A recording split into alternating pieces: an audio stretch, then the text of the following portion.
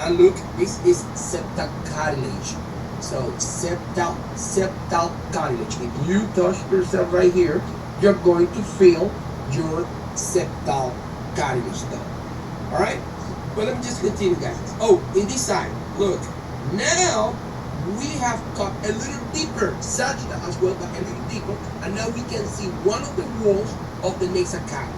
One of the walls. And look, in the lateral walls of the nasal cavity, we see, for example, superior and middle.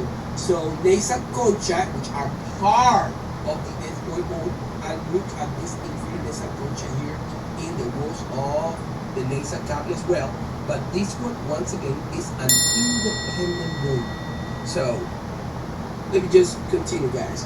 So frontal view of cranium, we're going to continue, and now we're going to talk about the maxilla. So remember, maxilla are two of them. We have two maxilla, all right, for open jaw, and is the support bone for maxillary teeth.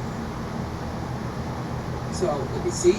You see, the maxilla contains the alveolar processes, which are the tooth sockets, the alveoli. Look at that. So these are the alveolar processes there. So the tooth socket that sustain the teeth, of course. So this is where the teeth are going to lie inside those alveoli. Now, those sockets. Now, infraorbital foramen. So we talked about the infraorbital foramen. Look at the infraorbital foramen. The infraorbital foramen are in the maxilla, as you can see. Look, remember, this at the top here in the frontal bone are called the supraorbital foramen. See, in the supraorbital, so notches here. And these are the infraorbital foramen. So passage for the infraorbital nerves, so blood vessels as well. So see, and then as I was saying, the alveoli, so alveolar processes there, so which are the tooth sockets, right? So the zygomatic process, which articulates with zygomatic bone. So let's see the zygomatic process is this one right here. Look, the zygomatic process, which articulates with what? With the zygomatic bone. Let me see if there's another. Well, it's not represented. Well, maxillary tuberosity. So posterior on maxilla, behind the last tooth. Let me show you right here. Look, this is the tuberosity of the maxilla, maxillary tuberosity. So you see that it's behind the last tooth, as they say. And it is most prominent after growth of the wisdom tooth. Alright? It becomes more prominent, that maxillary tuberosity. Now, let me just continue, guys. Let's talk about the mandible, another bone, so of the frontal view of the cranium. So, mandible. The mandible is a bone that has a U shape. So, and support the mandibular teeth. Yes, they are. As everybody knows, look at the U shape of the mandible, and look how it will support the mandibular teeth. Now you see that the mandible have different parts right here. The ramus, which is this part right here, and the body. And look, we have the mental protuberance, which is this part right here of the mandible. Mental protuberance right here. See? So, and then you see we have the mental foramen right there, and these septa that separates one alveolar process from the other, one socket from the other, is called the interalveolar septa. Only one is a septum, two or more septa. So let's talk about structures in each of the parts right here. So because we have more structures, as you see, for example, here in this side we have, look, this is called hello, another coronoid process here in the mandible. Let me ask one question here. Anybody remember which other bone that we have studied so far contains a coronoid process? The humerus.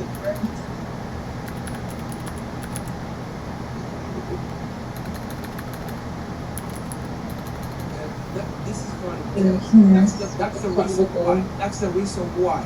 So, as I said, so of course, if we do not remember these specific things, so unfortunately, we do the question wrongly. And as I have realized, so it's not a matter of, of lack of critical thinking or anything. It's a matter of memory. Memory is what is missing here, and that's why we're doing wrong in the exam. So let's be clear. So anybody else, where is the coronoid process? Anyone? The ulna. Thank you very much. You see how many bones they have mentioned before, Mark? So, and it is in the ulna. My question is because someone mentioned the clavicle. What's in the clavicle? Anyone? Coronoid. Sorry? Hello, Coronoid what? Pasa, In the clavicle, we have this coronoid tubercle. Alright? Well, guys, as I said, so, well, memory is incredibly important in an exam. So, what to say? What to say? But, anyways, and someone mentioned the humerus, ladies and gentlemen. What's in the humerus? Anyone? Coronoid fossa. Absolutely correct. So, see, we must be careful. We must be careful. Well, let me just continue now. You see, we have here, for example, so right here, you see, this is the coronoid process, but this process that you see right there is called the condylar process. So the condylar process that eventually is going to articulate with the mandible. So in the mandibular fossa. So I'm sorry, in the temporal bone at the level of the mandibular fossa. So this condylar process will articulate with the mandibular fossa in the temporal bone. All right. So this condylar process here. So particularly, so and then look, we have also the mandibular foramen right there, and mandibular foramen which is protected by this lingula right here. So mandibular foramen protected by the lingula, which is this, let's say, prominence that we have right there. And remember, do not confuse between mandibular foramen and mental foramen. Alright? Two different foramina there. Mandibular, which is this one, and mental, which is that one. Well, let's just go back. Well, the mandible, U-shape that supports the mandibular teeth. It has a body, as I showed you there, a ramus, which is the vertical part, an angle, which is, look at the angle right there, the union between the ramus and the body. This is the angle. You see? Mental protuberance that I showed you already. Mental protuberance. So mental foramen on the outside of the body. The coronoid process. So and you see the condylar process. And look, in between we have a notch between the coronoid process and the condylar process. We have so this mandibular notch, as you can see. Well, the condylar process inserts into mandibular fossa of the temporal bone, as I told you before. So to form the temporomandibular joint. Okay.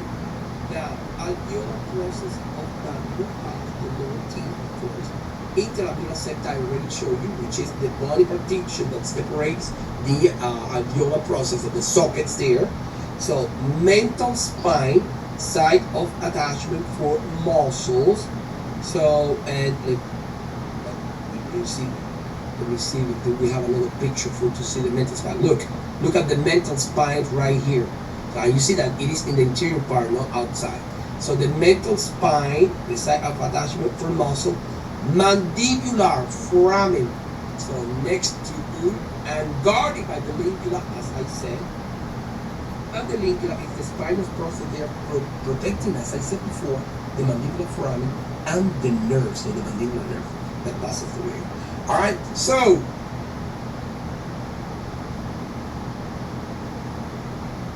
how do we call this right here? Anyone? This part. That's I'm the sorry? lingula.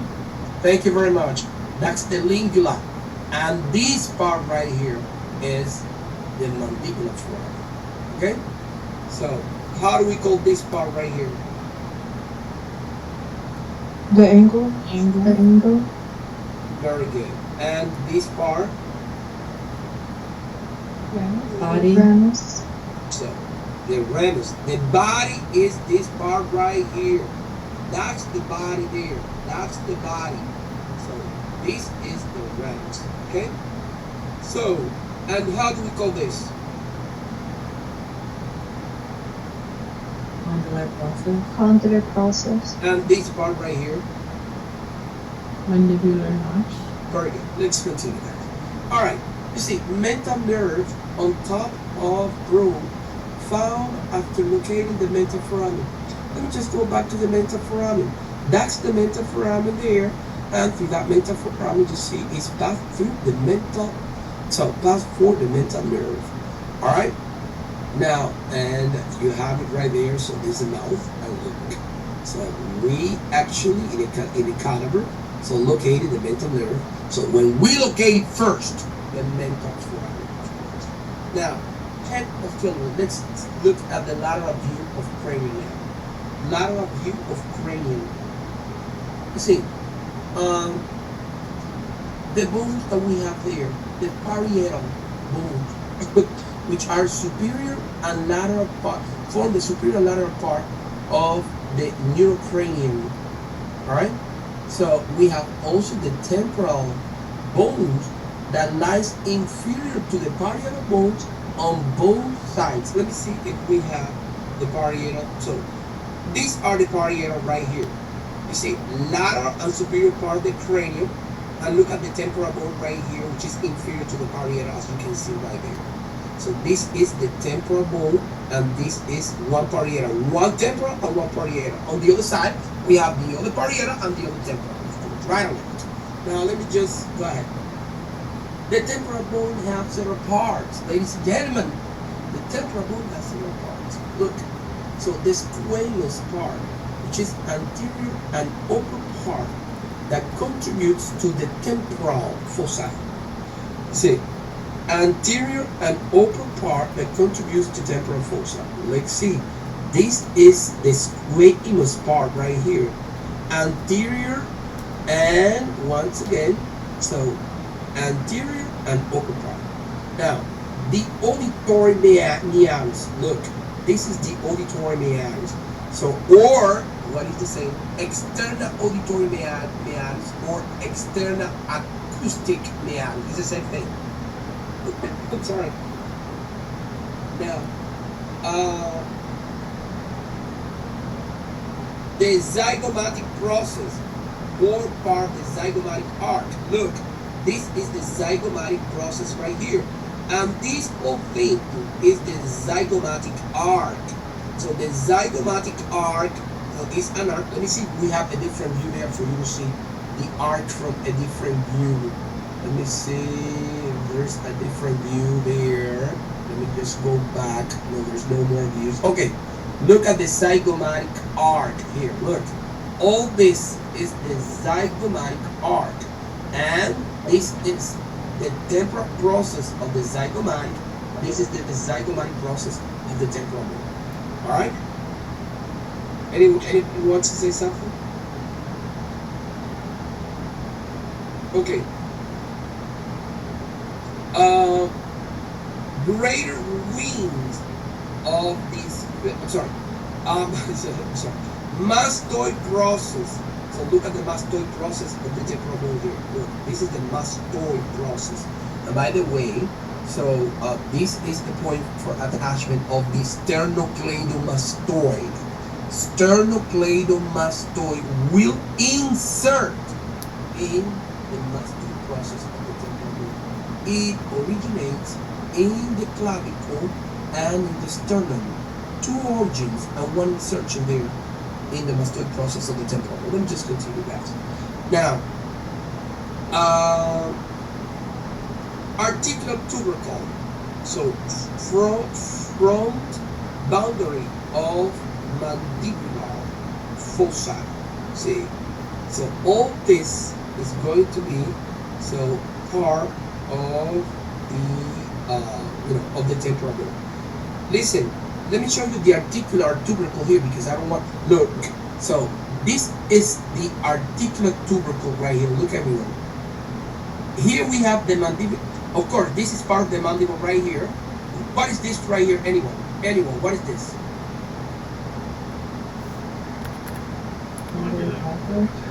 The condylar process of the mandible. And you see that the condylar process of the mandible is going to be lying in the fossa layer, so which is called the mandibular fossa. This is where the condylar process of the mandible articulates with the temporal bone. So, in other words, so behind this condylar process we have the mandibular fossa, right? And look at so the articular tubercle right here, so just anterior to this mandibular fossa, which is right here. Well, anyways, I'm sorry. The zygomatic arc. I already talked about the zygomatic arc. So the greater wing of sphenoid bone. Let me show you the greater wing of sphenoid bone is this one right here. So this is part of the lateral, so of lateral skeleton as well. See, greater wings of sphenoid bone. So what do we have there? The pterium. Look what the pterium is. You're gonna see that all this area right here is the pterium. So that area is very weak. So that's the weakest area in the cranium.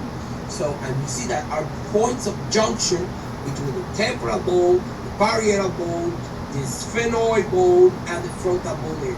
So this area is called the pterium. Let me see what it says here. So weak area of bone junction, as you see, and temporal fossa. So muscles filled space.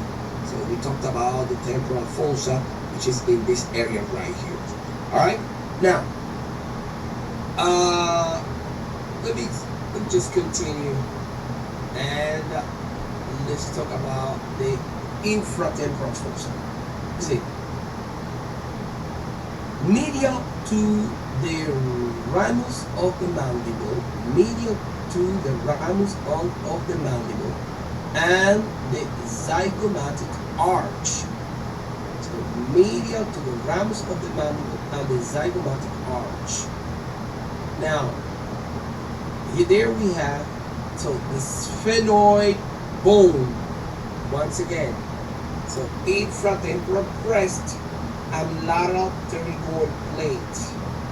All right. So now the pterygomaxillary fissure connects the infratemporal fossa and the pterygopalatine fossa. Guys, all these things that I'm talking about are in this area there. All right, in this area right there. So we have to go deep in order to see what we're talking about in this area. So if I go, look, you see, this is the zygomatic arc. If I go deep there, so I'm going to see all these structures that I'm talking about. All right. I'm sorry.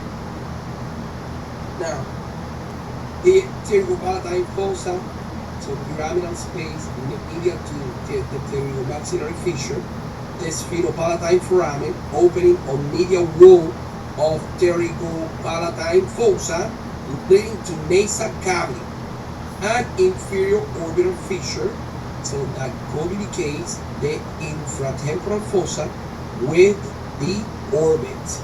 Let me just go back to that inferior orbital fissure that we saw it right here. Let me just go back to see it from the side. Look, this is the inferior. So let me see, it was in another, look, inferior orbital fissure. You see? Now,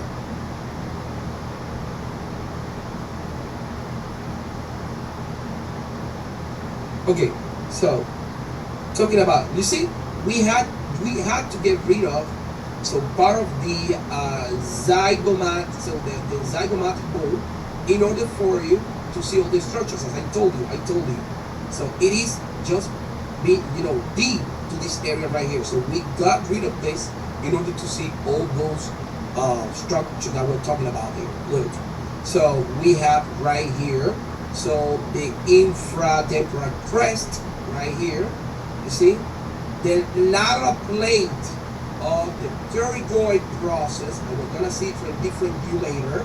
The lateral plate of the pterygoid process. That pterygoid process belongs to the sphenoid bone, of course.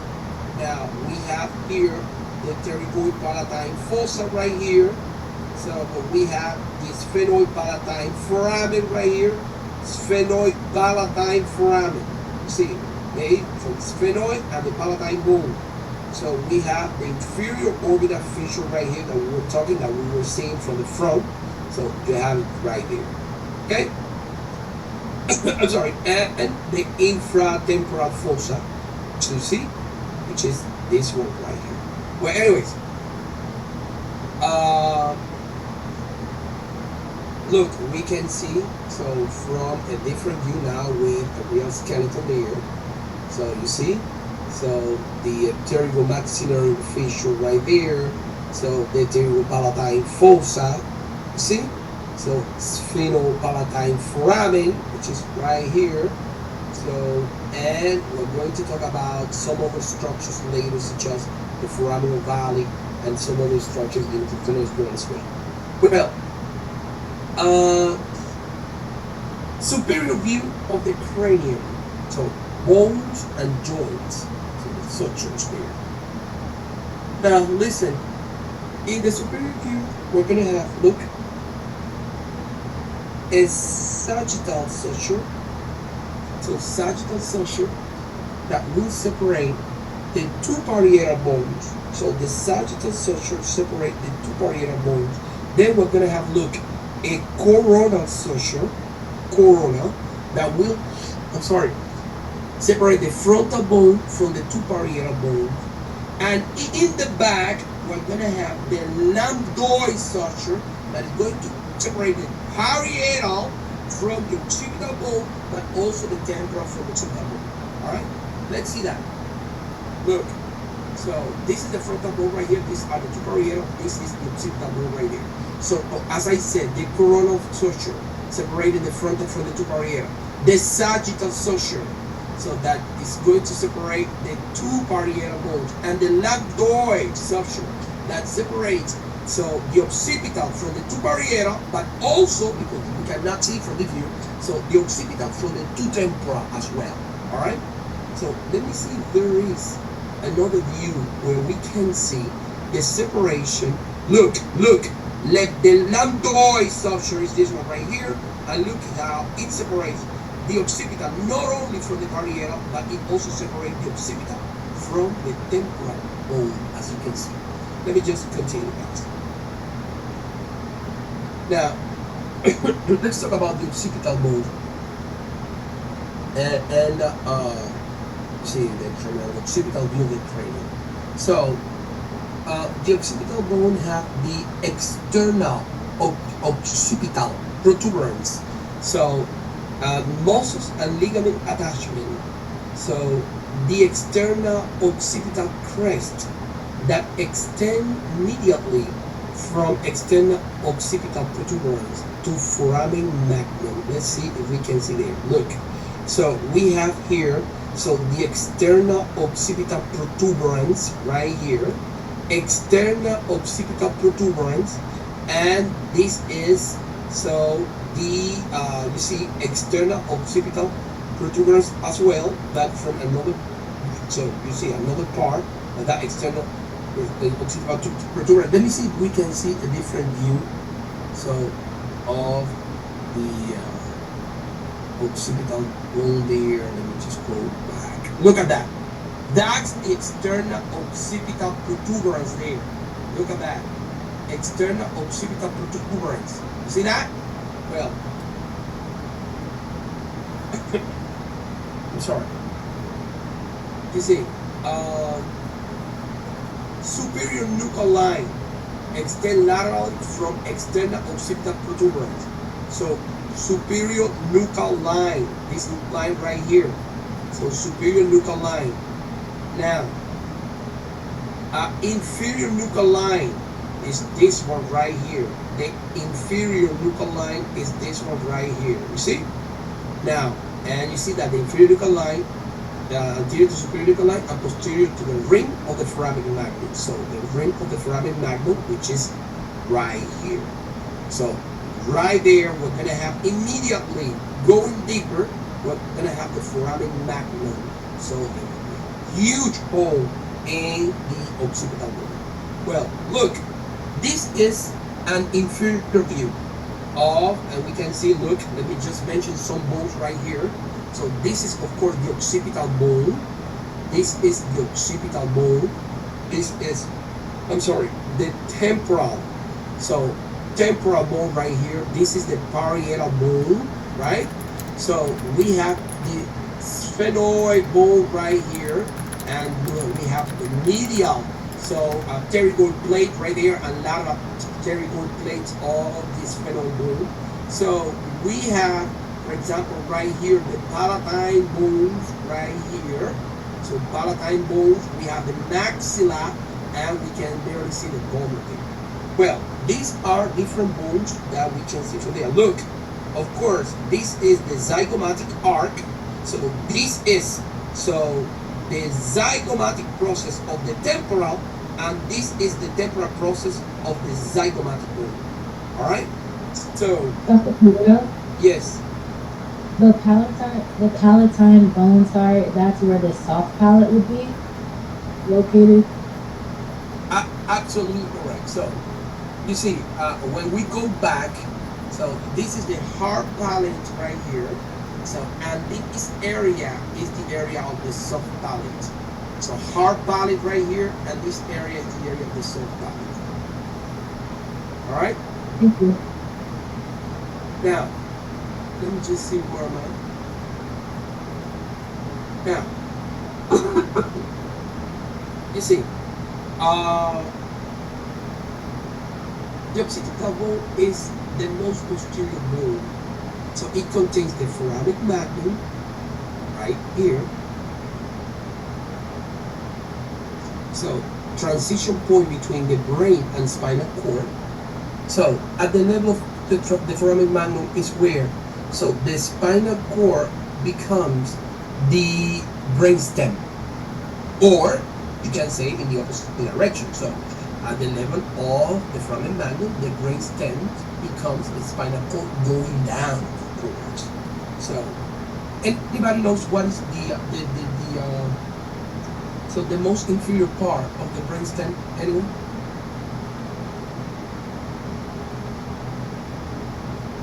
Anyone knows what are the parts of the brainstem at least? Anyone? Medulla oblongata. What else do we have there? The The pons, pons. The bones, and what else? thalamus, I'm sorry? thalamus, Well, the thalamus. So some people consider the thalamus part of the brainstem, but most others do not. The midbrain. The midbrain. So that's the third part. Listen, and which one of them is the most inferior part? Medulla oblongata. The medulla oblongata. So continues to the medulla oblongata at the level of the foramen magnum, we're going to have the spinal cord. So as you can see there. Now, let me continue here. You see, occipital condyles. So these are the occipital condyles right here. Let me show you. Occipital condyles. See? There then. The occipital condyles. Now, protuberances on each side of the foramen magnum, and they are articulated, so with the cranium with the vertebral column. With who of the vertebral column? Anybody? The atlas. Absolutely correct. With the atlas. Now, see, the condylar fossa depression posterior to foramen magnum and containing the condylar canal. So let's see, we have it there. So well, from here we can, let me see, we have another. So you see the, okay, so we have here the condylar canal right there. So, and well, occipital condyles, as we were saying already. So, and as they were saying, so the condylar fossa depression posterior to the foramen magnum containing the condylar canal. So this part right here. Now, condylar canal. So contained in the condylar fossa. Once again, right there. Condylar canal. So, and the condylar fossa.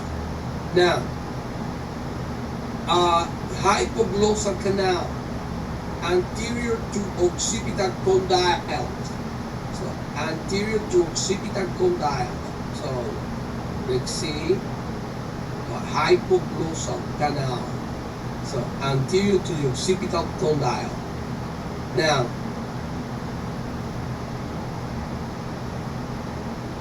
where am I?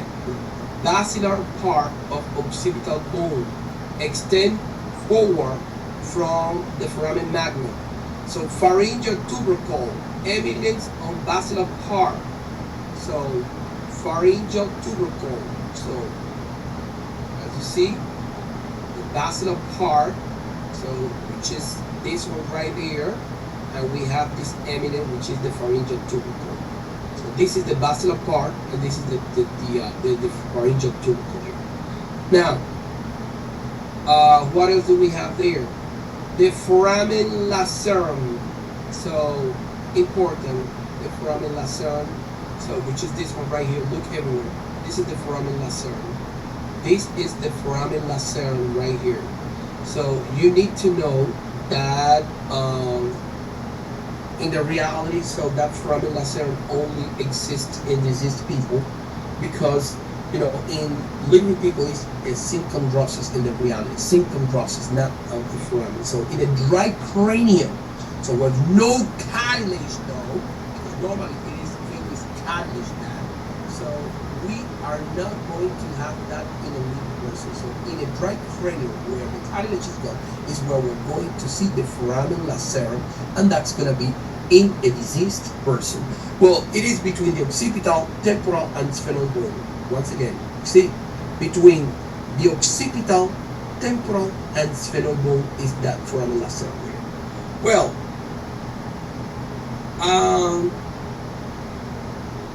okay, so let's talk about the osteology of of the neck. So before, I'm just gonna mention, because before going to the osteology neck, because this is, of course, what vertebra is this one right here? How do we call it? Atlas. And guys, so we have talked about the atlas in the past. So we have all the structure of the atlas. So of course, so we have, so you see, this is the anterior arc of the atlas, and this is the posterior arc. The anterior arc with the anterior tubercle, the posterior arc with the posterior tubercle right there. So look, so of course, so this is going to be the lateral mass.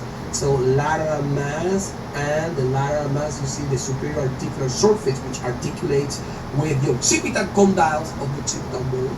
This superior articular surface. Now we have the transverse process right here with the transverse foramen. Of course, in the middle of the atlas, we're going to have the vertebral foramen there, right? So we have actually talked about this in the past, and this is the articular facets. The articular facet for dens. So this is where the dens is going to articulate here. As you see, the dens articulate with the posterior wall of the anterior arc. The posterior wall of the anterior arc is where dens is going to articulate. see, the lamina, of course, the pedicles and lamina, right? Pedicle and lamina, so which are not there, but remember that, of course, they have pedicle and lamina, so this is the pedicle of the lamina, right? So the two lamina join together to form, so, you know, the arc there, so the posterior arc there. Now, the head ostiole, let's talk about the external surface of cranial base. So, external surface of cranial base, inferior portion of the cranium, in other words. Sorry.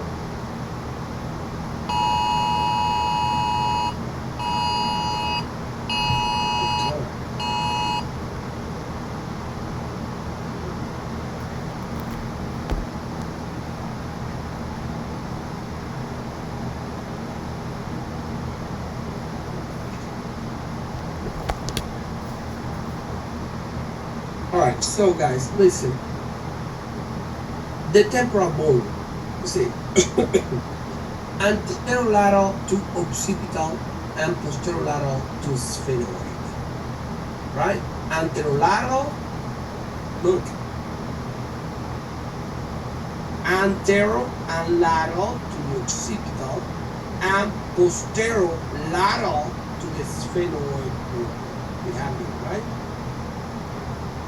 Now, the stylomastoid foramen. Let me show you. Let me see if there is. Look, this is the stylomastoid foramen. So this is the styloid process of the temporal bone, and this is the mastoid process of the temporal bone. And this foramen is called the stylomastoid foramen. My question is, which other bone that we have seen so far contains styloid process? Anyway. Ulna? The ulna? Only the ulna? The radius and the ulna. Thank you very much. The radius contains styloid process as well. Ladies and gentlemen, right or wrong? Am I wrong, Manicha? No. Right. No. Okay. Well, let me just see. And that's why it is important to know. So you have to specify that it's styloid process of the temporal bone, because there are other styloid processes in the human body. So that's a problem. Sorry. And there, you know, between the styloid process and the mastoid process, we're gonna have this stylomastoid foramen, so which is passage from nerves as well, and blood vessels. Look what we have here. Very important in the temporal bone. So the carotid canal, which is this external opening here in the temporal bone. So what else do we have here? And this one is formed by the temporal and occipital bone. So the jugular fossa with the jugular foramen deeper there. So we're gonna find the jugular foramen, and of course passage for, you see, the branches of the jugular vein. Bone. And we're going to talk about those branches when we talk about the vasculature there in the head. Well, what else? So we talked about the stylomastoid foramen, the carotid canal, the jugular foramen, so the mandibular fossa. So look at the mandibular fossa right here. So this is the mandibular fossa. Everybody see that? My question is, let me ask something here. What is this right there? And I'm asking because it is not labeled. What is this right here, ladies and gentlemen? Anybody? The meatus. Which one? What do you call it? External acoustic meatus. Absolutely correct. So, external acoustic, so meatus, as she said here. Alright? Or, remember that we can also call it external auditory meatus. Okay? Acoustic or auditory. So, as we know, I will say. Now, you see, with the mandibular fossa anterior to external acoustic meatus opening, accommodate the mandibular condyles, so as we know already. So, the petrotympanic fissure anterior to external acoustic meatus opening, and the articular tubercle from boundary of mandibular fossa. So we have the articular tubercle right here. So see, and we have right here the petrotympanic fissure. Petrotympanic fissure right here. Okay. Well, guys, these are some other external fissures of the temporal bone. So and you know, the cranial base. So now the sphenoid bone now. Look at the sphenoid bone. Look, all we have is sphenoid bone there. So, see, this is a greater wing of sphenoid bone. We're going to have the lesser wing, and look at the medial and lateral pterygoid plates of the sphenoid bone right there, and we're going to have some foramen as well that we're going to mention. So, like foramen ovale and other foramen. Let's go ahead. Look, where am I? Okay. The sphenoid bone, anterior to temporal and occipital bone, and posterolateral to maxilla. We already said that. The greater wing, so extend laterally from the body of the sphenoid. Medial pterygoid plates and lateral pterygoid plates. I already showed you the medial and lateral pterygoid plates. You see? So the pterygoid hamulus, small hook shaped coming off the medial pterygoid plate. Let me show you. Let me show you the hamulus. It's this one right here. Look. This is the pterygoid hamulus. This part right here. Okay? This is the medial pterygoid plate, and this is the pterygoid hamulus though. Now,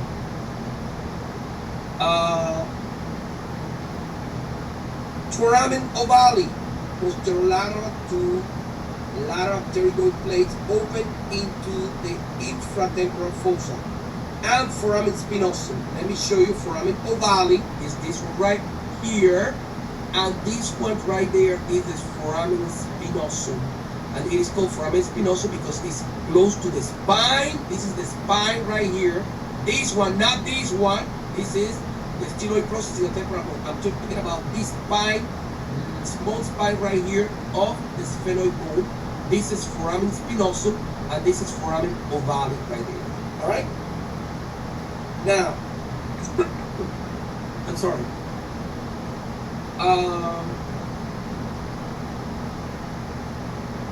Well, great. Everything is actually labeled there. So once again, so this is the spine. This is the foramen spinosum. This is foramen ovale right here. So foramen ovale. All right. So here we have. So you see the greater wing. So greater wing of the sphenoid, as I told you, medial and lateral pterygoid plates, and look, the pterygoid hamulus, which is this, the tuber is here. So what's the name that they gave there? So where is it? So hook shape. So coming up. So of the medial pterygoid plate. Now, what else there? So let's talk about the external surface of cranial base. So we continue, and now we're going to talk about the vomer and palatine and maxilla. Vomer, palatine, and maxilla. You see, the vomer contributes to the nasal septum. I already told you that. So the vomer contributes to the nasal septum. So, and it is posterior to palatine bone. So let's see that. Look, it contributes to the nasal septum, and it is posterior. Look, these are the palatine, and look how the vomer is posterior to the palatine bone. All right, and it contributes to the nasal septum. So it will elevate a little bit. So here we are, of course, from an inferior view. The vomer will elevate, so, and it's going to form part of the septum here. All right. So Um, the choanae, posterior openings of nasal cavity. Look, these openings of the nasal cavity here are called the choanae. So, guys, of course, all these structures that we are talking about here are going to be learned in our labs, and we need to know how to identify those structures now. Let me continue. Now, the palatine bones, anterior to vomer and posterior to maxilla. Look, the palatine bones, which are these two, are anterior to the vomer, but they are posterior to the maxilla. So,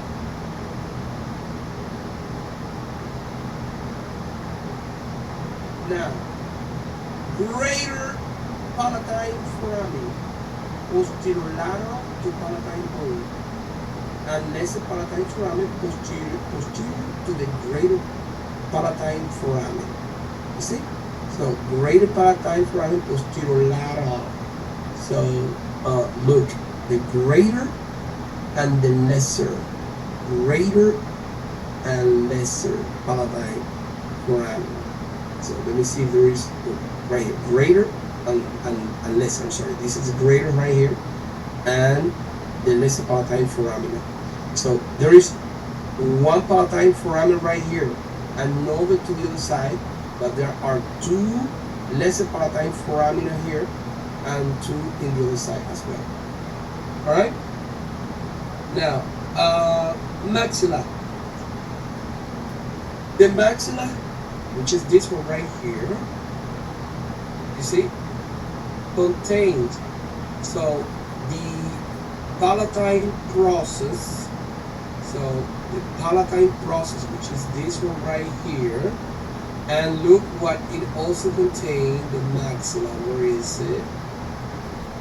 The incisive fossa, posterior to incisive teeth. Let me tell you something about that incisive fossa there, that we also know as, well, within that incisive fossa we have the incisive foramen. This is a place for, nerves there, and it is a place, therefore, where we apply anesthetics. So important for the application of anesthetic, because there are several nerves that will go through that, incisive foramen that is found in that incisive fossa. Is that clear? Well,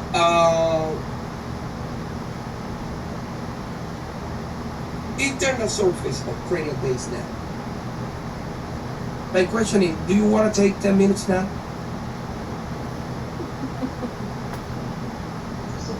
Yes. All right, guys. So at 2:40. Let's see where I'm at. So,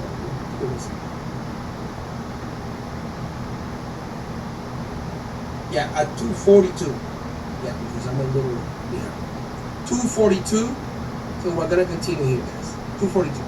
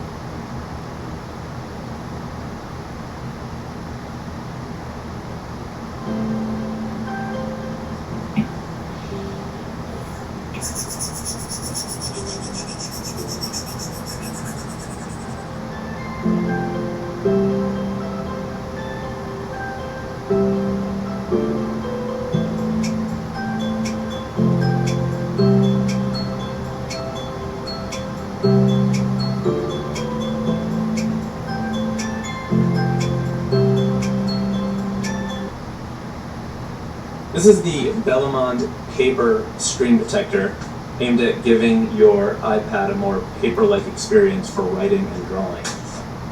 So I've been using this one on my iPad for a couple weeks now, and I would say out of all the different iPad screen protectors I've tried, which has been a lot because I've been drawing for a living on an iPad for the past at least 6 years, this one has by far the most paper-like feeling out of all the others.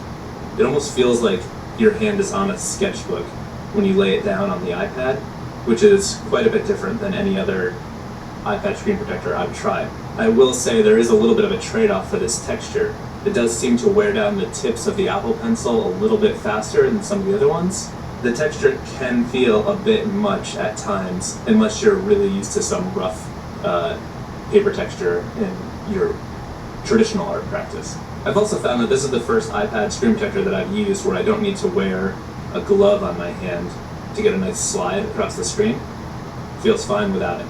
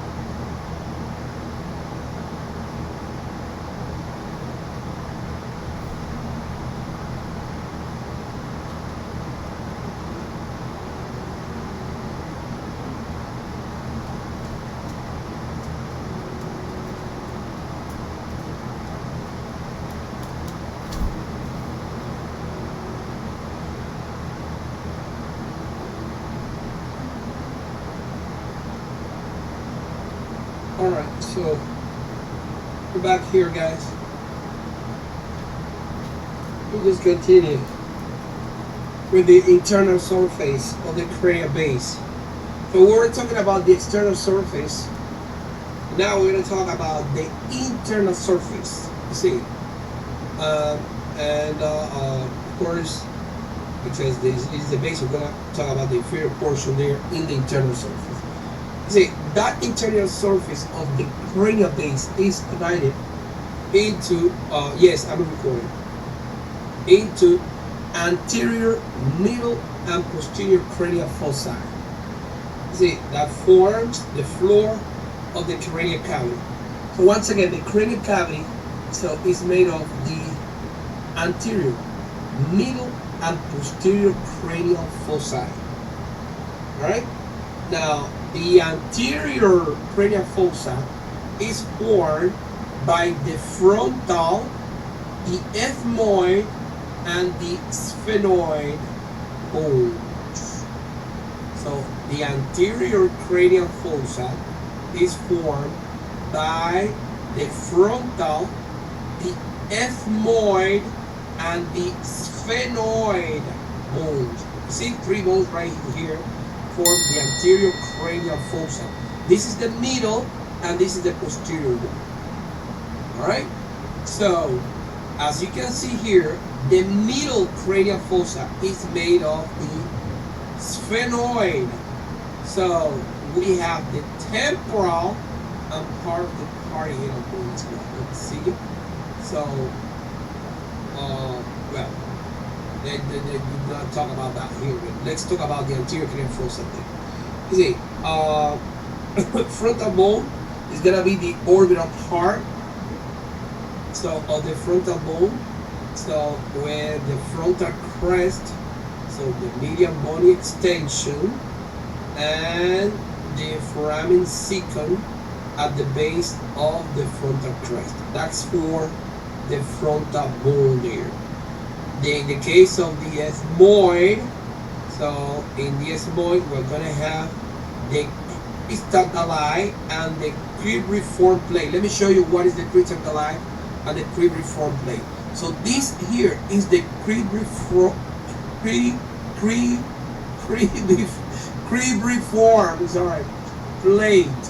and this crest right here is called the cristae.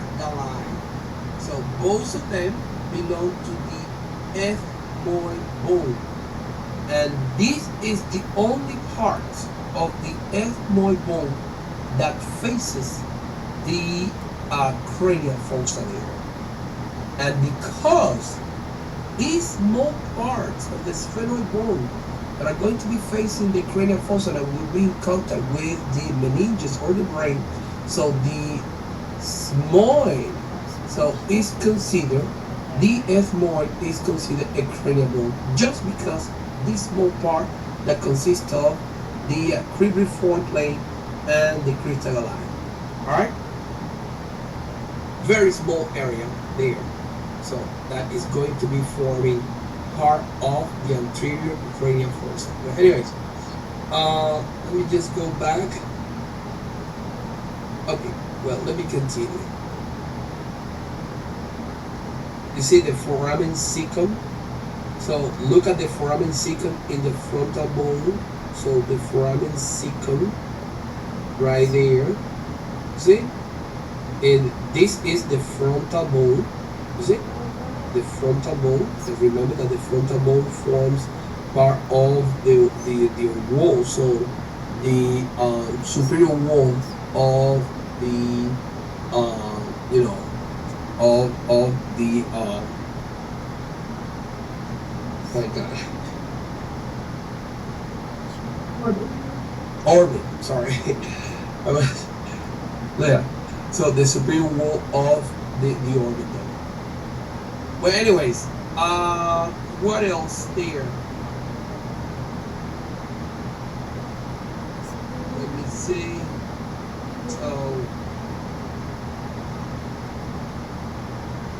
Okay, so let me just continue. So something interesting. Look at the you see the communication that we have here. So between, look, you see these are veins here. So and blood vessels, and look, we have a communication here with the brain. So these veins that you see right here eventually will let's see, drain into the superior sagittal sinus, which is in fact so the vein that drains so blood from the brain. So and because of that, so see, we need to be very careful. So this is the area that we call so the I don't know how we say in English, so but the dangerous triangle in the face or something like that. I don't know if there's a term like this in English. Is there? Well, it seems that nobody knows it.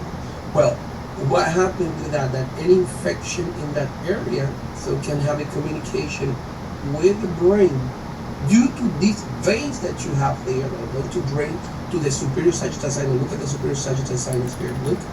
So they drain into the superior sagittal sinus. So in other words, if you have an infection in the nose, for example, or in this area, so if that pathogen, so that organism that causes infection passes so through the venous circulation, look what's going to be drained into the superior sagittal sinus, and this is the vein that drains blood from the brain. So we can have a communication there with the brain and cause, for example, meningitis or encephalitis, and it could cause death though. So, anyway, internal surface of cranial base, so the middle cranial fossa. So the middle cranial fossa, so let me just go back to show you, middle cranial fossa. Look, we have the sphenoid, so forming part of the middle cranial fossa, the temporal bone, and well, in the lateral wall we have so the parietal bone as well. Let me see what they say. So the sphenoid, let's start with the sphenoid. The sphenoid contains a body, so the greater wings, the lesser wings, so optical canals located so through the lesser wings, those optical canals. So the sphenoidal crest formed by the lesser wings overhanging the middle fossa anteriorly and ends medially in the anterior clinoid process. So the anterior clinoid process guard the hypophyseal fossa anterior. Let me just show you there. So what you see right there are the anterior clinoid process.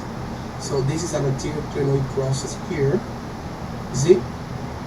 So this is the lesser wing so of the sphenoid bone, lesser wing, and this is the greater wing of the sphenoid bone. So you see, this area right here is called the sella turcica. Look, this part right here is called the sella turcica. So, and this sella turcica so contains an anterior, let's say, limits there. So, and a posterior limit. So, the posterior limit of that sella turcica is called the dorsal sellae. See?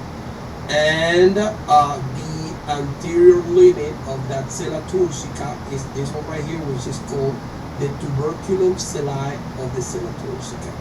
So, anterior or posterior limit right there. And look, so we have in that sella turcica a depression that is called the hypophyseal fossa of the sella turcica.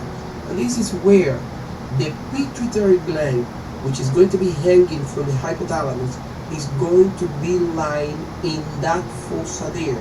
The sella turcica, therefore, protects the pituitary gland, because the pituitary gland is going to be lying in that fossa that the sella turcica contains. Look, so I was saying that these are the anterior clinoid process. Clinoid process, anterior, and these, look, these that are in the dorsal sellae are called the posterior clinoid process of the sella turcica. See? Let me just go back. You have there, you see that? Yes. The tuberculum sellae, elevation of bone forming the anterior boundary of the hypophyseal fossa. See? The hypophyseal fossa is here, and the anterior boundary is formed by the tuberculum sellae. So once again, the dorsum sellae form the posterior boundary of the hypophyseal fossa. All this is part of the sella turcica, right? So, posterior clinoid process, I already talked about. Superior orbital fissure between the greater and lesser wings of the sphenoid and goes into the orbit. So posterior orbital fissures, I don't think, so we can see it right here. So I don't think we can see that. But anyways, where am I? All right. So superior orbit fissure between the greater and lesser wings of the sphenoid, the foramen rotundum. Important, guys. All these foramina. So for my exam, you need to differentiate. For example, what are the foramina that we have in the occipital bone? What are those in the temporal bone? What are those in the sphenoid bone? So do not confuse one thing with the other, right? So that's very important. For example, here in the in the sphenoid bone, we're going to have the foramen rotundum, which is posterior to medial end and superior and medial end of superior orbital fissure. So foramen rotundum. So let's see if they mark the foramen rotundum there somewhere. Nowhere. Well, so, but anyways, look.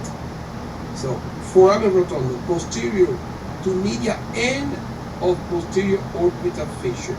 So foramen rotundum, so which is this one right here. Now, the foramen ovale, which is this one right here. Look, foramen ovale is this one right here. All right. Now, this foramen ovale, see, posterolateral to foramen rotundum. See, posterior and lateral to the foramen rotundum. This is foramen rotundum. This is foramen ovale. And then we have foramen spinosum, posterolateral to foramen ovale. Look, foramen spinosum, posterolateral to foramen ovale. This one right here. This is foramen spinosum, and here we have the spine. And foramen lacerum, posterolateral to dorsum sellae. So foramen lacerum, posterolateral. Look, this is dorsum sellae, posterolateral to dorsum sellae. With that being said, so foramen rotundum, foramen ovale, foramen spinosum, foramen lacerum, all of those are found in the sphenoid bone. All right, so all of them. Well, posterior cranial fossa. So the posterior cranial fossa, which is this one right here. So this is the posterior cranial fossa.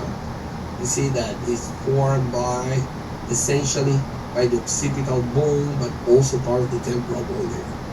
Well, anyways, you see, the temporal bone, petrous part of the temporal bone.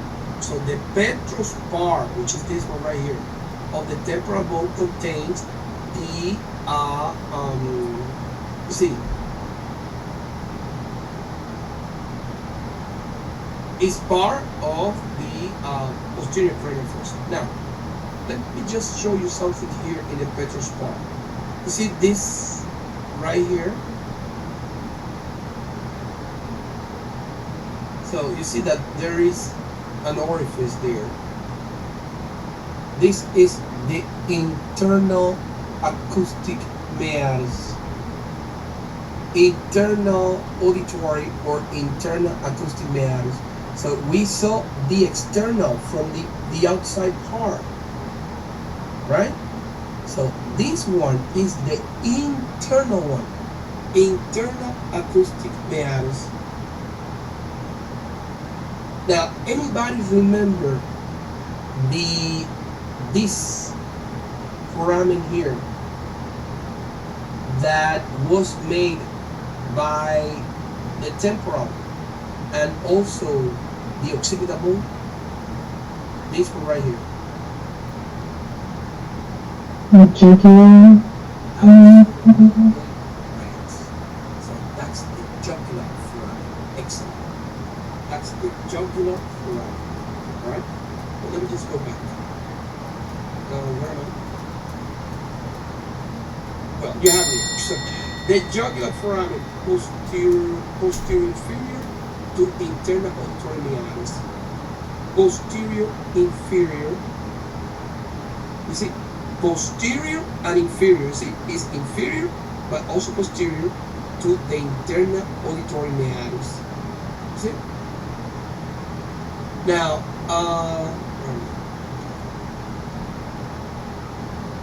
well, that's the jugular foramen. The clevus extend posteriorly from dorsum celli to foramen magnum.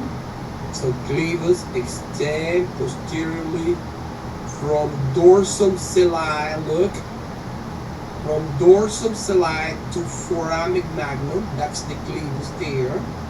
From dorsum celli to foramen magnum. That's the clevus. Now, the basilar part extend anteriorly from the foramen magnum onto the posterior part, to the posterior end of the sphenoid bone. So, in other words, this is the basilar part right here. The clevus is all this, and the basilar part is just the blue part. Is that clear?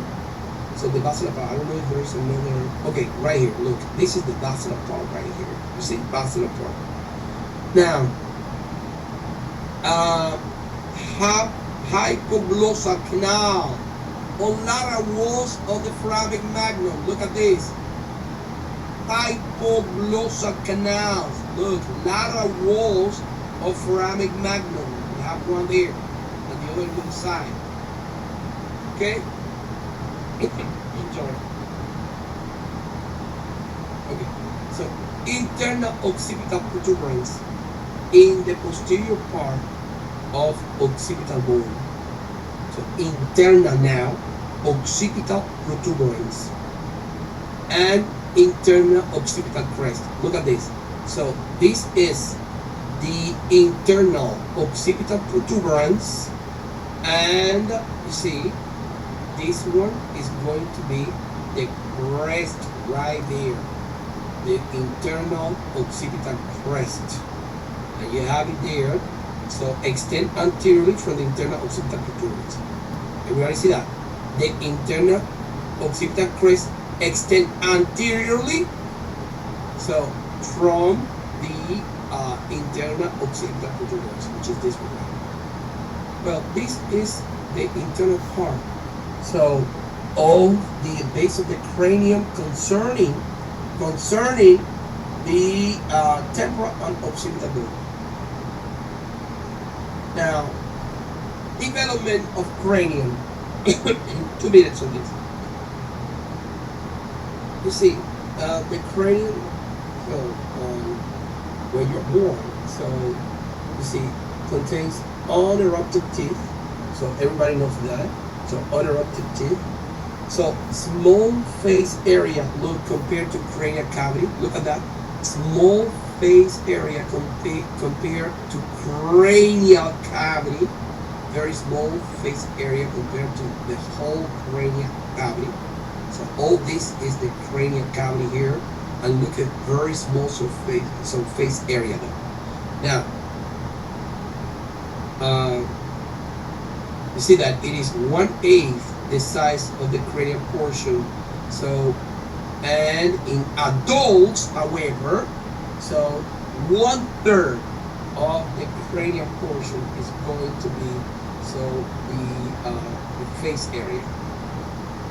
The mandible, look, there's no ramus, so there's no ramus in the mandible. So no ramus. Remember that the ramus is the vertical part. So this is the body, and the vertical part is the ramus. You see that there's no ramus here. Now, mastoid and styloid process underdeveloped. See? You see, we cannot even see the mastoid process there. Look at that. So, and styloid process, where is it? So, mastoid and styloid process, where are they? So, they are underdeveloped. Alright? Let me show you in a normal, so in an adult person, sorry, let's say in a normal. In an adult person, let me see a different view. Look at the mastoid and the styloid process. You see, mastoid and styloid process. You see that this is the external acoustic meatus here. Look at the styloid process and the mastoid process. Look in an infant.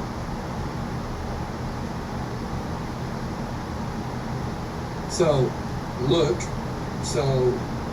at the tympanic membrane. So, and then look, normally styloid process will come from there, and from here the mastoid process, and you see that they are underdeveloped. Now,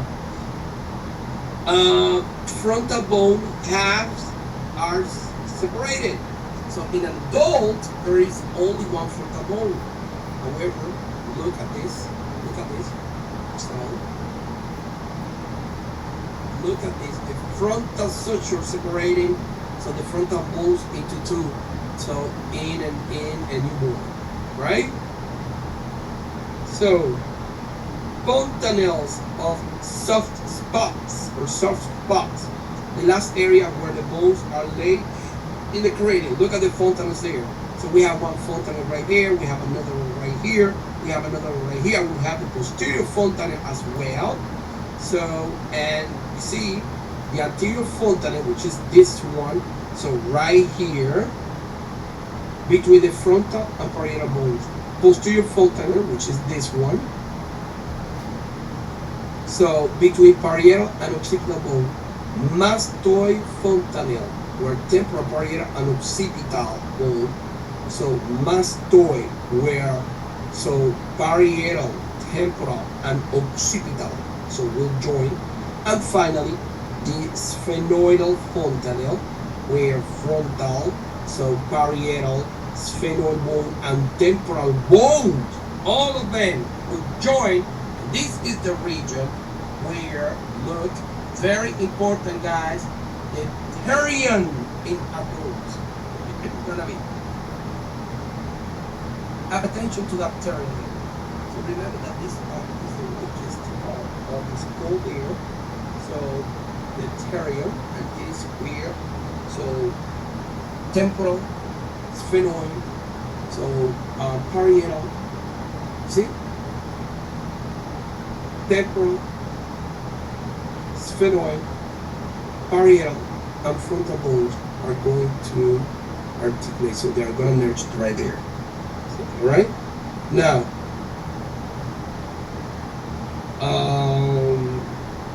okay. And you see that the pterion is one of the last area in the skull to develop. One of the last area in the skull to develop, the pterion. Well, let's talk about the neck osteology now. And here we're gonna go fast. But the question is, why are we gonna go fast in neck osteology? Because we already did that. So when we were talking about the back, so back osteology, we talked about, so the vertebrae in the neck region, the cervical vertebra, right or wrong. So that's why we're gonna go back, and we're gonna go faster. See, bones of neck. So we have the cervical vertebrae, and we have the hyoid bone that we have never talked about. Listen, be advised that the hyoid bone belongs to the axial skeleton. The hyoid bone belongs to the axial skeleton, and it is the only bone that does not articulate directly with any other bone. And it serves for base to the tongue, that hyoid bone. And by the way, a rupture of the hyoid bone, once again, so can be like a sign of or a proof or strangulation. For example, in a cadaver. So in a cadaver, so we find so in homicides or someone who's dead suddenly, and we observe that the hyoid bone is ruptured, so that must be so like a sign of strangulation. But anyways, death by strangulation, right? Now, general characteristics of vertebrae. So, well, as everybody knows, body, which is cylindrical, anterior part support the body weight. So, can anybody tell me which vertebra does not possess a body? So everybody knows that the atlas does not contain a body. So vertebral arch posterior to vertebral body, right?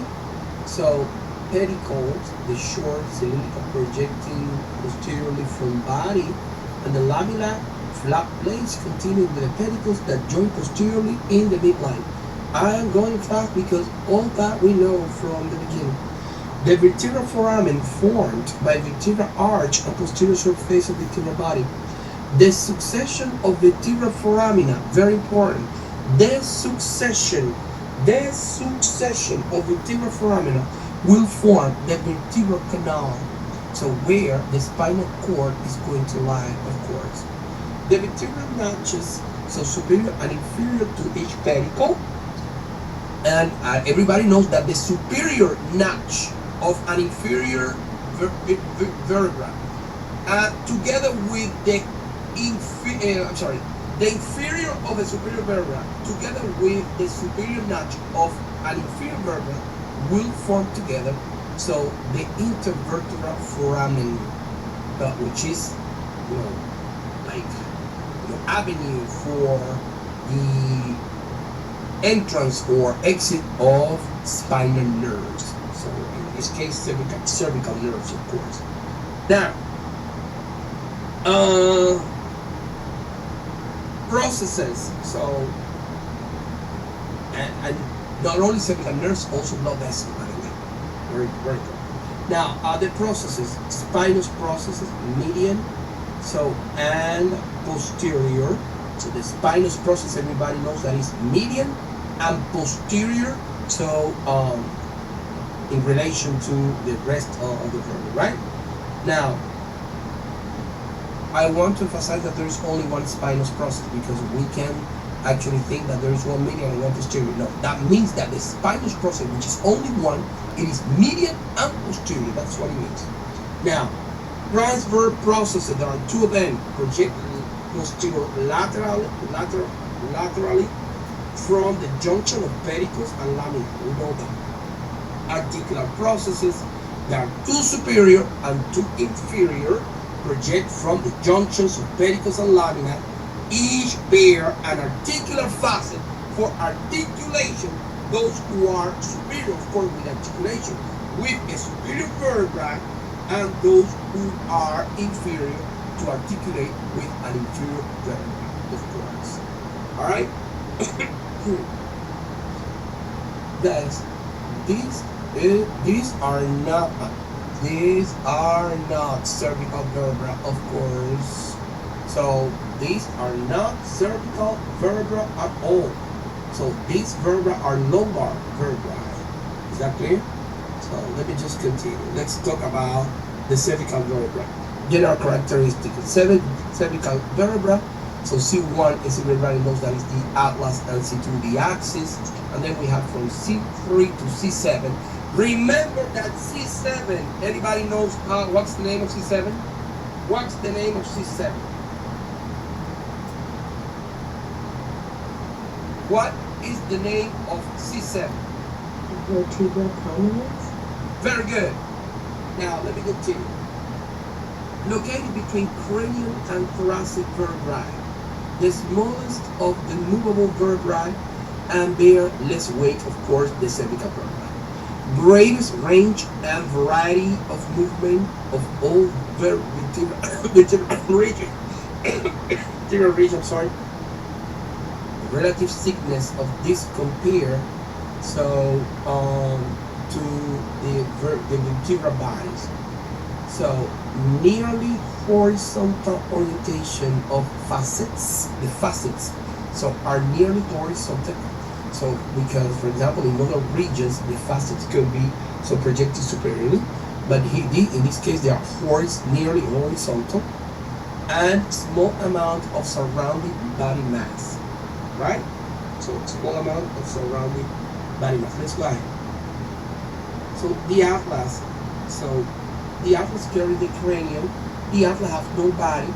The atlas have an anterior arch. So anterior tubercle. Let's see, anterior arch and anterior tubercle right there. So articular facets for dens. Look, the articular facet for dens there. So and as you see, the articular facet of dens is in the posterior, so surface of the anterior arch. All right. Now, lateral masses. So look at the lateral. These are the lateral masses. Look this lateral masses. This is the lateral mass. Okay, lateral masses. Where am I? Lateral masses bear the weight of cranium. Transverse process project laterally and are relatively flat. You know the transverse process. Transverse foramen, so passage for vertebral arteries and accompanying veins. Superior articular facet, so articulate with the occipital condyles of the occipital bone. Now, inferior articular facet articulate with the axis. Tubercle of transverse ligament. Let me show you. The tubercle of the transverse ligament. So, of atlas. The ligament helps, as everybody knows, to hold the dens in place. Posterior arch. This is the posterior arch right here. See? Posterior arch. Now,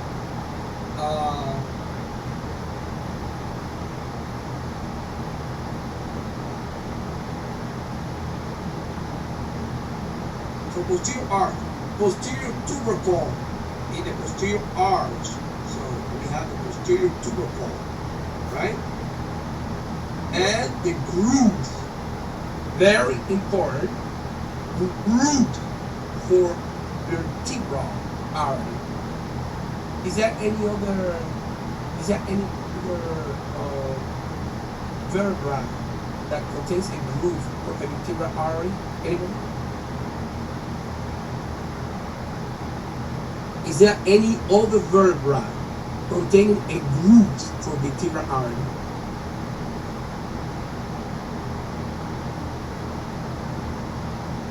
Nobody knows. C6 and C7. No. Only. So, you know, only the atlas have a groove for the vertebral artery. All right. Let me continue.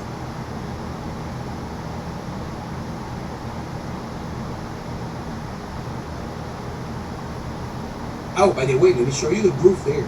Guys, look, because imagine the vertebral artery ascends and then look, it passes through this groove there. So the groove, okay, right here. I was looking for it again. Okay, groove of the vertebral artery. My question is, in other cervical vertebrae, through where this vertebral artery is going to pass?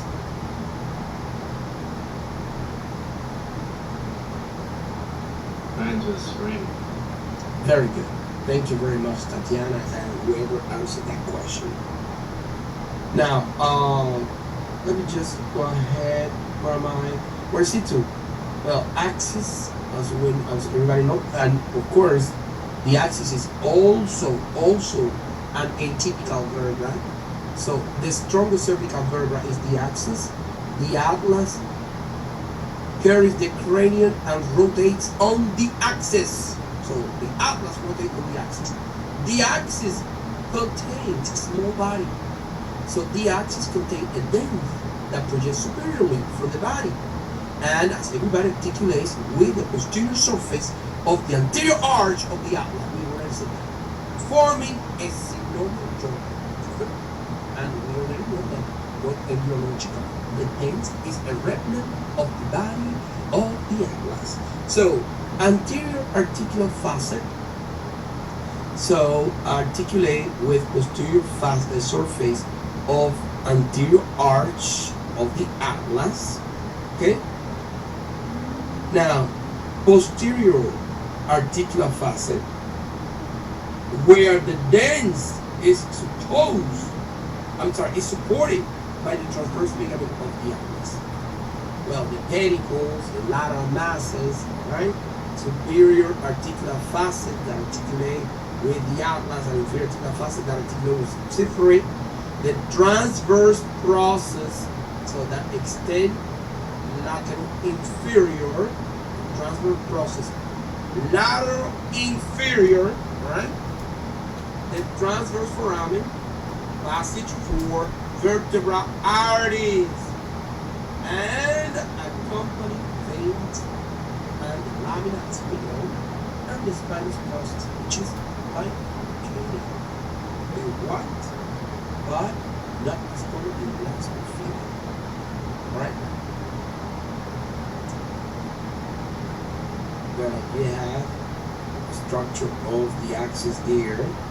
So the dens and the anterior articular facets, anterior articular facet, right?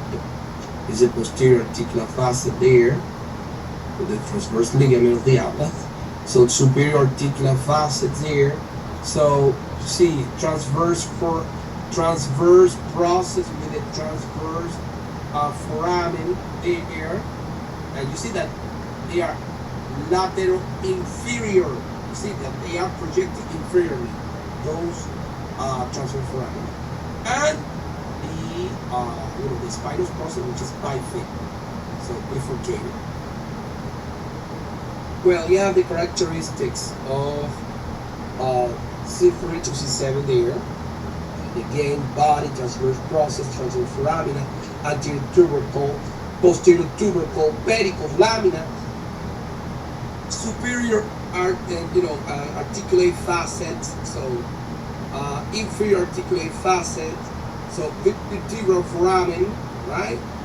Uncusped body, which raised lateral margin of the superior surface of cervical vertebrae, alright? Spinous process, which are bifurcated once again in wide, not as common. And remember that C7 is also known as the vertebra prominence, alright? And it defines the inferior limit of the neck posteriorly. The inferior limit of the neck posteriorly is defined by the vertebra prominence, which is so C7. You have the from C1, C2, C3 to C6, which are typical, so cervical vertebra.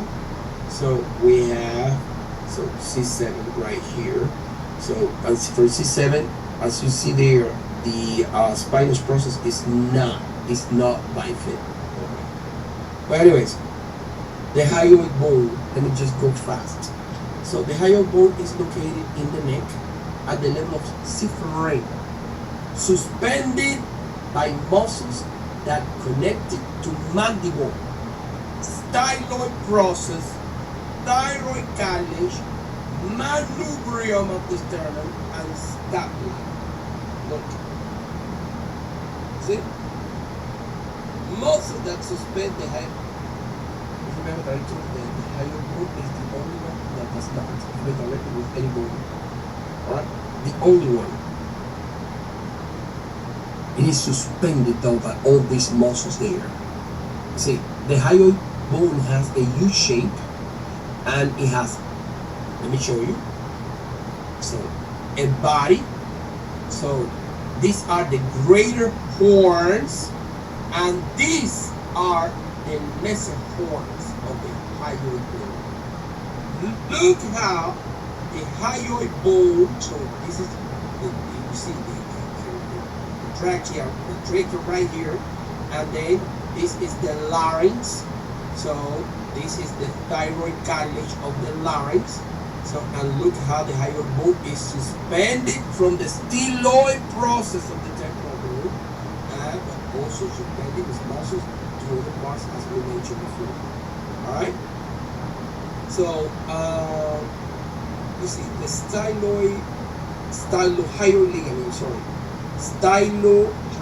ligament is a fibrous cord which is attached to the tip of the styloid process of the temporal bone and the lesser cornu, so the lesser horn of the hyoid bone. You see? Let me show you there. Where is that? Look, to the lesser cornu and to the styloid process of temporal. Now, you see, Eagle syndrome is an elongation of the styloid process or mineralization of the stylohyoid ligament complex, and can be seen on panoramic or lateral jaw radicals. So we have to list this. So the ligament here and the hyoid bone is down here. Well, joints of vertebral body. Now, see, the ivy discs, cartilaginous joints connecting articulated surface of adjacent vertebral bodies. We know that. Ligaments. We already talked about this in the past. Anterior longitudinal ligament, strong fibrous band covering and connecting the anterolateral aspects of vertebral bodies and intervertebral discs, extend from anterior aspect of the foramen magnum to pelvic surface of sacrum. We know that from the very first week of class. Now, limits extension, and once again, the anterior longitudinal ligament is the only ligament that limits extension. So remember okay, once again, this is the anterior, I'm sorry, okay, anterior longitudinal ligament right here. So, and these are the, see, the body of the vertebrae. Okay?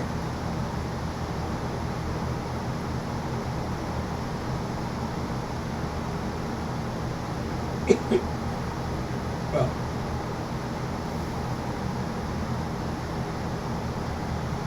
the posterior longitudinal ligament weaker, narrower band than the anterior longitudinal ligament, right within the vertebral canal along the posterior aspect of the vertebral bodies, extend from body of situ to sacrum, limits flexion. So let me just again from here to the sacrum. And how do we call this part right here? Anybody remember? Tectorial what? Membrane. Tectorial membrane. Excellent. So that is the tectorial membrane. Well, what else? So, well, guys, the zygapophyseal joint. So, you see the synovial joint between superior and inferior articular facets in adjacent vertebrae. We know that already. The ligaments associated. So, accessory ligaments supporting the vertebral arches. So, for example, the ligamenta flava. Once again, let me show the ligamenta flava. You see? So in the posterior part of the vertebral canal there, the ligamenta flava. Where is it? So broad veil yellow band of elastic tissue joining the lamina of adjacent vertebra form posterior wall of vertebral canal. Once again. So limit flexion and separation of vertebral lamina, protecting the intervertebral disc. The interspinous ligament. So let me see, we have a picture there. Okay, interspinous ligament. So remember the interspinous ligament. So is this region right here, all right? Interspinous ligament. And remember that in the cervical region we have also the ligamento nucae or nuchal ligament, all right? But only in the cervical region. Now look, so we have there the ligamenta flava again. So if we go through the ligamento nucae or nuchal ligament, then the interspinous ligament, and then we see the ligamenta flava there. All right. So of course these are the intervertebral discs. All right.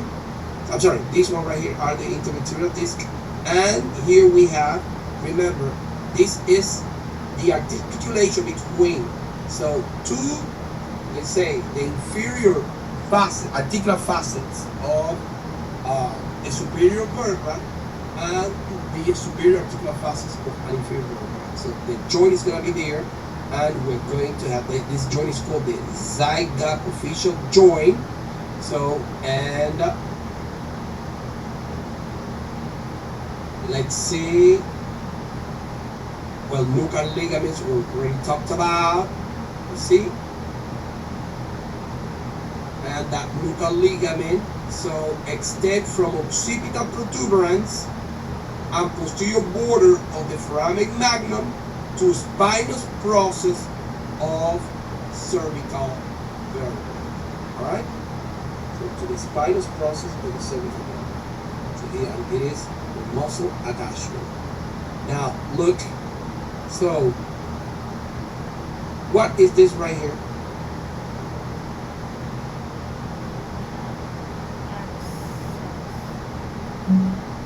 Simple one, right? And what is this?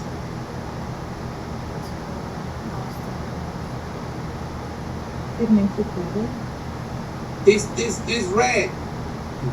The vertebral artery. Thank you, Tatiana. That's why you did so good in that. Now, look, and this is coming through where there?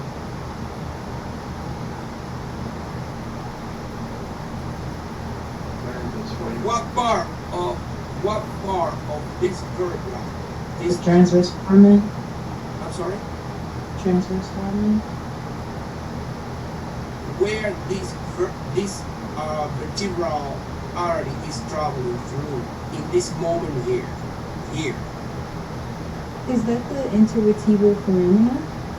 Well, no, absolutely not. Let me just go back. The groove? How do we call that? The groove for vertebral artery. Alright? So, and then look, just continue there. So, see, we have, for example, the craniovertebral joint. So, for example, atlanto-occipital joint, atlanto-occipital, which is a synovial one, right? So, atlanto-occipital between the atlas and the occipital condyle, right? Now, ligaments that we have in that area. Anterior atlanto-occipital membrane. Let me see if there's any. So, look, anterior atlanto-occipital membrane. And then we have, look at this, the posterior atlanto-occipital membrane. Look again, posterior atlanto-occipital membrane. And look what this posterior atlanto-occipital membrane contains. A perforation through which this vertebral artery is going to enter there. So it's going to go through that. Let me see if it's somewhere there. So posterior atlanto-occipital membrane extends from posterior arches of the atlas to posterior margin of the foramen magnum. It is perforated to allow passage for the vertebral artery, as I mentioned earlier. These two membranes are strong sheets of connective tissue that extend laterally towards the atlanto-occipital joint and help prevent excessive movement of atlanto-occipital joint. We're atlantoaxial. So we talked about this. Atlantoaxial between the atlas and the axis, all right? Equivalent of the zygapophyseal joint. So the atlantoaxial is the equivalent of the zygapophyseal, all right? So for example, we have the atlantoaxial right here, the atlantoaxial joint. And look, this is zygapophyseal. Zygapophyseal, you see that it is the equivalent though. Now,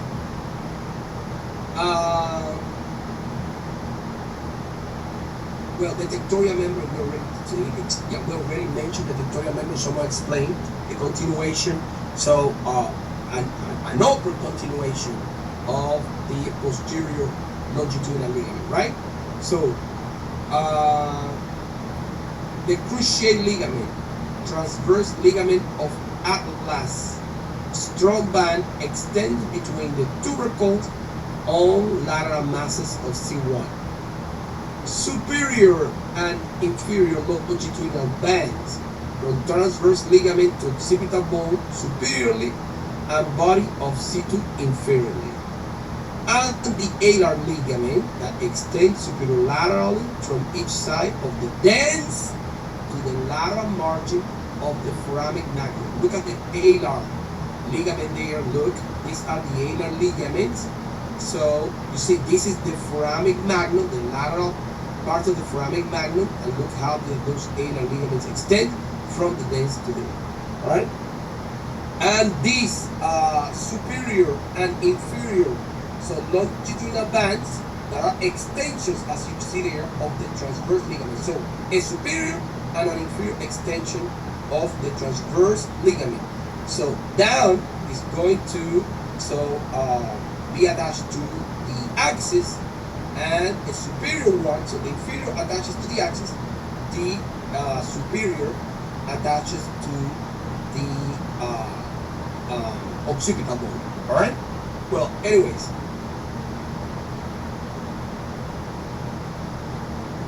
again, the alar ligaments there that attaches the dens to the foramen magnum. So this is the foramen magnum there, right? So this is the atlas, and that's the axis right here. Okay. So again, alar ligaments.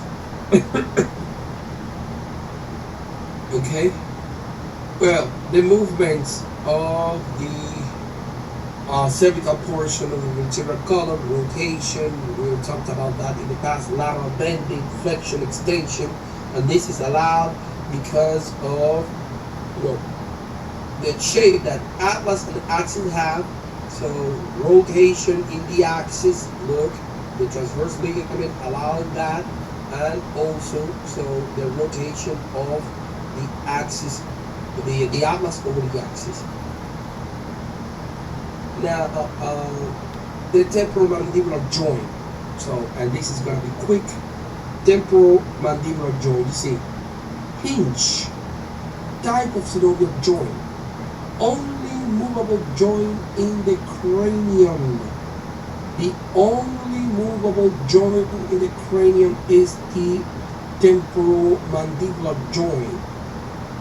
So, the movement modified to allow gliding and slight rotation, protrusion and retrusion, flexion, so which is the elevation, and extension, which is the depression of the mandible. So components: mandibular fossa, everybody knows that, of the temporal bone, articular tubercle of the temporal bone. Let me just go back. Remember what the articular tubercle is, right? So the articular tubercle is just anteriorly to the mandibular fossa, all right? Condylar process of mandible, all right?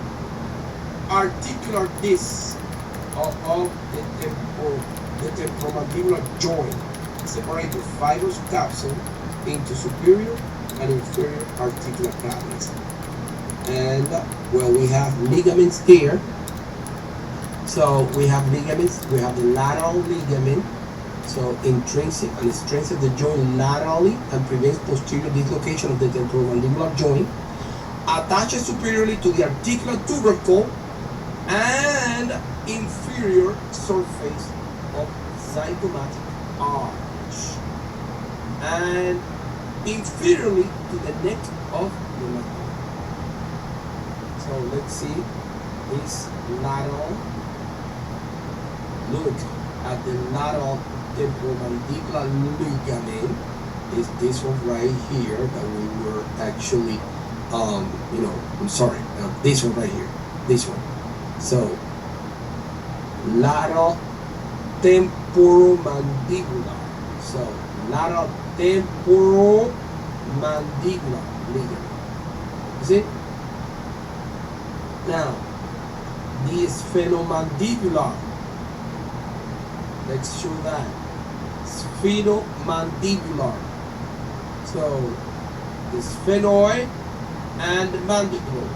Look at the sphenoid right here. This is sphenoid and that's the mandible. So sphenomandibular, and as you can see, that one is going to be in the interior part. That's why this area is clear. So that's come from the interior part. Alright? So what else do we have? The stylomandibular. Stylomandibular. From the styloid process to the mandible. So this one right here, styloid process of the temporal bone to the mandible. And like that, we have mentioned so all the ligaments that we have there. So all the ligaments, and look at the joint capsule that we have in that area. We were talking about that joint capsule there. So where was it? Right, articular disc of the temporomandibular joint separates the fibrous capsule into superior and inferior articular cavities. Look. So this is the capsule, and this is the superior and inferior articular capsules. All right. So, guys, this is it for the osteology and arthrology of the neck and head. Listen, well, what to say? So, as always, a lot of information. You see, the good news is that some of that information have been done in the past. However, all this part of the head, so I'm talking about cranial and facial bones, so that's, we're gonna see, we're seeing that for the first time. So, and as you see there, there's a lot of specific structures in each of these bones. So you need to special attention, guys, to the nasal cavity, to the orbit. So the orbit and the nasal cavity. I was going to forget orbit again. But anyway, orbit and nasal cavity, particularly because there are a lot of bones that contribute to both the orbit and to the nasal cavity. So there are a lot of different structures. So the temporal bone contains a lot of different structures and specificities. So the sphenoid bone contains a lot of different structures and specificities. So close attention to all of them. All right.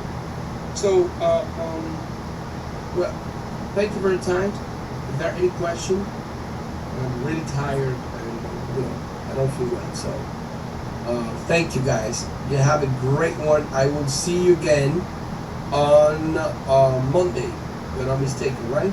So on Monday I will see you again for the lab session. Those who have it on Monday, and in the afternoon for our lecture. Okay. Thank you very much. Have a great rest of the week. See you on Monday, guys. Thanks.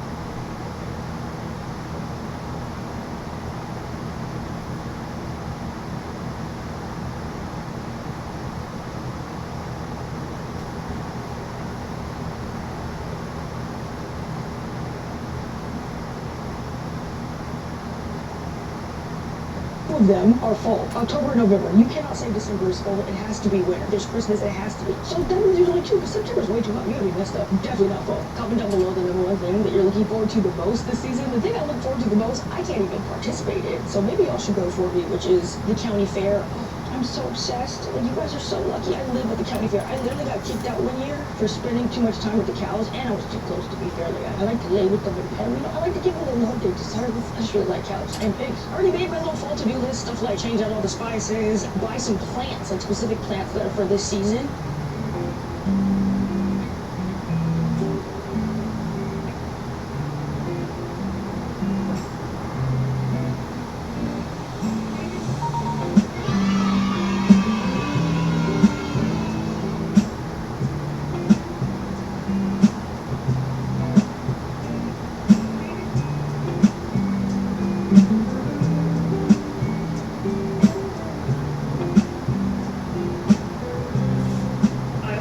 A to-do list for each season because they're so different. There's actually a lot of good things I can do, and I hate when I just like put it off until I don't even know when mid something, and like slowly do things like take out your wardrobe and I can take out your clothes, put away the summer clothes. Like, let's not drag this on. Let's just do this in the beginning when you're supposed to do this. That way, the rest of the season isn't a headache. We're gonna still do the list. I need to make sure all my jackets are washed, take out my boots, clean the balcony, change out all the air fresheners because I do like it to smell different depending on the season. Change out all the humidifying things. In Japan, it is so humid here, and I live next to the beach, so it gets like really, really moist in the house. You don't have anything to dehumidify your house. Your house is just like everything. The clothes, the walls, it's intense. I found these on Amazon and they have really great reviews. It's basically a charcoal dehumidifying box thing. I don't know if you can see that. That is water. So I put these like everywhere around my house, especially in the closet, and I need to like replace all of these right now. Luckily, fall is like way less humid. Looking forward to that, but I bought a new one. Everywhere, replace all of those. Got the fall new global shoot. I also need to design the